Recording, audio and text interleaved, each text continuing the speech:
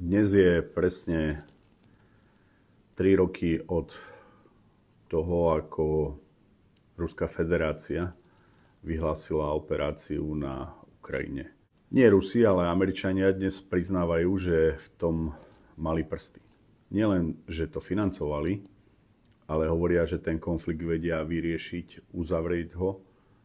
A čo mi prípada úplne čudné, otvorene začínajú rozprávať, že tam dali 350 miliard eur a že chcú naspäť 500 miliard a že jednoducho Amerika si zoberie nerastné bohatstva vo výške 1/2 od Ukrajiny.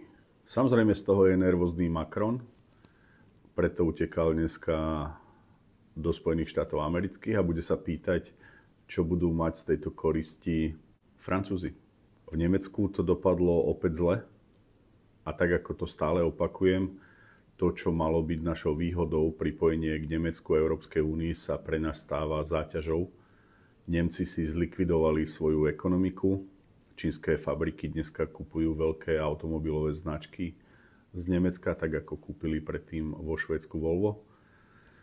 Nemci si zatvorili atomové elektrárne, narastajú ceny energií, nezvládajú prisťahovalcov. Každý prisťahovalec sa tam má lepšie ako Slovák na Slovensku, ktorý pracuje v nemeckej fabrike.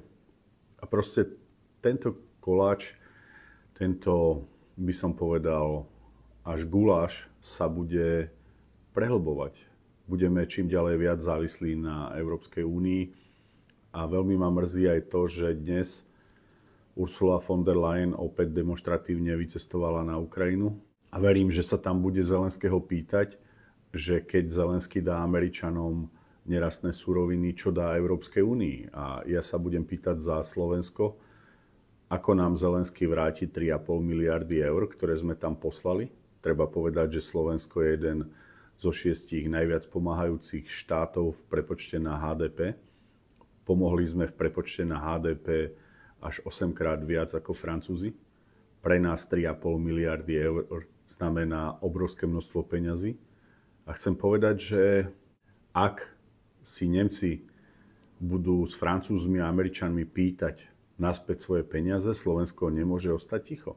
Chcel by som k tomuto 3. roku od udalosti na Ukrajine povedať, že ľuďom sa začínajú otvárať oči.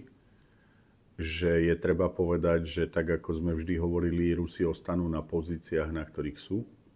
Že Ukrajina tento konflikt využila na finančnú pomoc, ktorú často spreneverili.